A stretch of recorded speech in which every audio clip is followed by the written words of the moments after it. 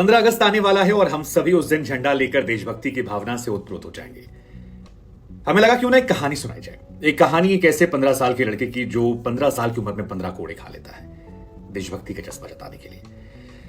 एक ऐसे बच्चे की कहानी जो 18 साल की उम्र में फांसी के तख्त पर लटक गया। भगत सिंह से भी कम उम्र में उसने शहादत पाली। एक ऐसा बच्चा जिसने अंग्रेजों की चूल्हे हिला दी थी। आप सरहद के उस पार से हो या सरहद के इस पार से हो, आप 14 अगस्त को अपना इंडिपेंडेंस डे मनाने वाले हों या फिर 15 अगस्त को इंडिपेंडेंस डे मनाने वाले हों, आपको सलाम करना पड़ेगा खुदीराम बोस जी को। एक ऐसा क्रांतिकारी खुदीराम बोस जिसके बारे में जितने शब्द कहे जाएं वो कम है।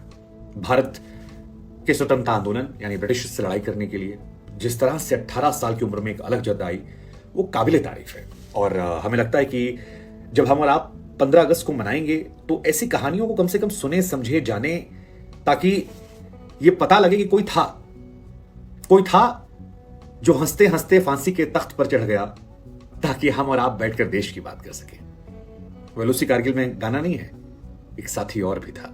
वैसे खुदीराम बोस की कहानी सुनकर आपको इंस्पिरेशन जरूर मिलेगी, क्योंकि 15 से 18 साल की उम्र में ज्यादातर लोग आशिकी, खेलकूद, पढ़ाई लिखाई या बड़े बड़े सपने देखते हैं।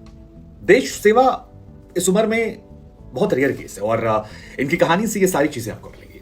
खुदीराम बोस साहब का जन्म जो हुआ वो पश्चिम बंगाल के मेदिनीपुर जिले में 3 दिसंबर साल 1889 को होता है। त्रिलोकपुरी बोस और लक्ष्मी प्रिया जी इनके माता पिता का नाम था। इनके 2 बच्चे हो गए थे, लेकिन दोनों की अनफॉर्चुनेटली डेथ हो गई थी और बीमारी के चलते दोनों को जब खो दिया तो तीसरे बच्चे को लेकर बड़े डरे, सहमे और परेशान से थे। इनके नाम को लेकर भी बड़ी दिलचस्प कहानी है। खुदीराम बोस जी को लेकर उनके घर में एक टोटका हुआ था और टोटके के तौर पर चावल देकर इन्हें खरीद लिया गया था। अब ये जो खुदी है, दरअसल उस तरफ चावल को खुदी कहते हैं और क्योंकि उस दिन खुदी देकर खरीदा गया था तो इनका नाम जो है वो खुदीराम पड़ जाता है। 15 साल की उम्र में अंग्रेजों के खिलाफ लोहा लेने उतर गए थे। पश्चिम बंगाल में अंग्रेजों के खिलाफ पर्चा बांट रहे थे। किसी अंग्रेज को पता लग गया, इनके बारे में जानकारियां दे दी। साल जो था वो 1906 था और इनके साथ कुछ और क्रांतिकारी थे, सत्येंद्र बोस नाथ जी और तमाम लोग थे। वहीं पर पर्चा बांटने में अंग्रेज को पता लगा, इनके बारे में जानकारी दी, इनको पकड़ा गया। उसके बाद गुस्सैल थे ये तो अंग्रेज के मुंह पर। अब सत्येंद्र नाथ बोस साहब और खुदीराम बोस साहब जो हैं ये पर्चे में कुछ और नहीं लिखवा रहे थे, सिर्फ इतना लिखवा रहे थे वंदे मातरम।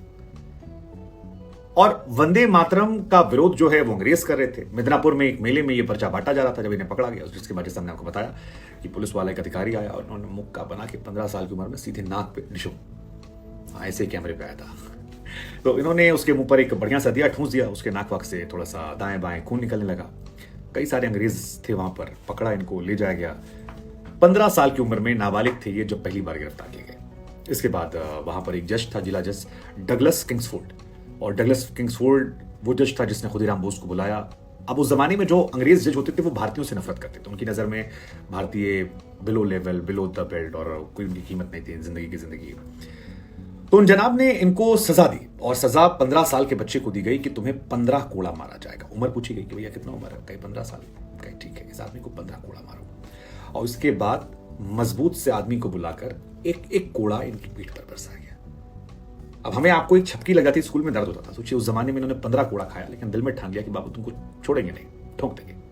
अब जज साहब ने आदेश दे दिया कोड़ा मारने का, लेकिन उनको अंदाजा नहीं था कि किस लड़के को कोड़ा मरवा रहे हैं। और उसके बाद तो भाई साहब इनका गुस्सा जो था वो 7वें आसमान पर चला गया। इनको लगा यार बाकी अंग्रेजों से बदला लेंगे, लेकिन हमारे देशभक्ति की भावना पर जो इसने कोड़ा मरवाया है इसको हम नहीं छोड़ेंगे। खुदीराम बोस और इनके एक साथी थे प्रफुल्ल वचाकी, इन दोनों ने तय किया गुरु अब देखो तुम क्या करते हैं। और 8 अप्रैल साल 1908 को 17 साल की जिनकी उम्र हो गई थी, इन्होंने तय किया कि इनको हम ठोक देंगे। जैसे तैसे बम बनाया गया। बम बनाकर एक पार्सल रखा गया, कहा गया पार्सल गिफ्ट कर देते हैं, गिफ्ट खोलेगा मर जाएगा। यहां से पार्सल गिफ्ट हुआ, लेकिन ये प्लान जो इनका था फेल हो गया क्योंकि इनका एक कर्मचारी ने उस पार्सल को खोल दिया। जज साहब को डर लगा। वो कहते हैं गला सबका सूखता है, डर सबको लगता है। उन्होंने अपना तबादला बंगाल से बिहार पहुंच गए, बिहार के मुजफ्फरपुर। अब बिहार के मुजफ्फरपुर पहुंचे तो खुदीराम और प्रफुल्ल जो थे वो कहे यार यहां भी नहीं छोड़ेंगे, यहां भी चलेंगे और यहां भी ठोकेंगे। उसके बाद 18 अप्रैल 1908 को ये लोग वहां से बिहार के मुजफ्फरपुर पहुंचते हैं। उसकी पूरी दिनचर्या को नोटिस करते हैं, लगातार कोशिश करते हैं, ट्रैक करते हैं, धर्मशाला में रहते हैं।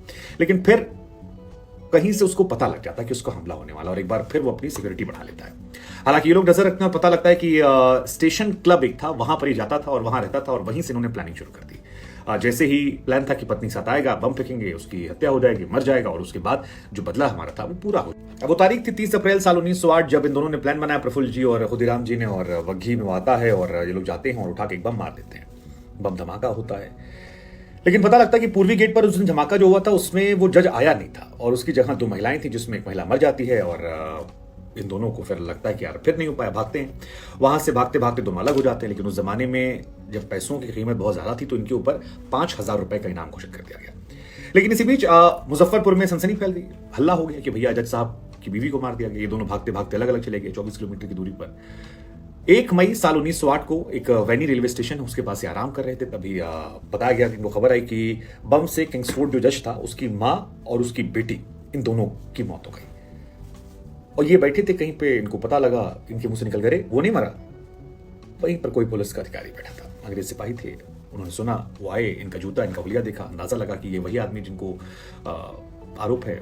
पकड़ा गया, तलाशी ली गई। शरीर की जेब में से 37 कारतूस, 30 रुपया और एक रिवॉल्वर मिली थी जो छूट गई, इनसे गिर गई। और इसके बाद इन्हें उठाकर ले चले गए। कहते हैं खुदीराम बोस जी के चप्पल जो थे वो भी छूट गए। बाद में इनका चप्पल जूता जो था सब मिला। पहचान के तौर पर इनकी कोट थी, उसमें कारतूस वारतूस मिल गया, सारी चीजें मिल गई। इसके बाद इन्हें लाया गया मुजफ्फरपुर में जिला मजिस्ट्रेट के सामने इनकी सुनवाई होती है। जब सुनवाई हो रही थी तो वहां पर इनके जो साथी थे प्रफुल्ल चाकी जी, उनका भी शव पड़ा था। हालांकि प्रफुल्ल चाकी जी की कहानी भी सुनाई जानी चाहिए, क्योंकि प्रफुल्ल चाकी जी ने खुद को गोली मार ली थी। वो नहीं चाहते थे कि अंग्रेज उन्हें पकड़े, और खुद को गोली मार दी। खुदीराम बोस जी ने उनकी पहचान की। फिर बाद में तय हुआ कि यही दोनों थे जिन्होंने वो जो जज था किंग्सफोर्ड उस पर हमला किया था। इसके बाद मुकदमा चला। बड़ी संख्या में उस जमाने में लोग आते थे इनके मुकदमे को देखने के लिए, इनके लिए नारेबाजी होती थी। 18 साल की उम्र में इस नौजवान ने हंसते हंसते अपने प्राणों को कुर्बान कर दिया। वंदे मातरम की जयकारी लगाता रहा और भगत सिंह जी से भी छोटे थे जब इनकी मृत्यु हुई थी। लेकिन कहते हैं कि इनकी जो देशभक्ति की भावना थी उसने उस दौर में एक नई तरह की अलग जगा दी थी, एक नई तरह की क्रांति फैला दी थी। और शायद यही वजह है कि तब से लेकर अब तक खुदीराम बोस जिंदा है। वो जिंदा है हमारे विचारों में, वो जिंदा है उस काम के लिए जो उन्होंने हमारे लिए किया, और आज हम और आजाद हैं। बाल गंगाधर तिलक साहब ने उनकी शहादत पर तमाम लेख लिखे थे। हमारी तरफ से भी उनके लिए थैंक यू। और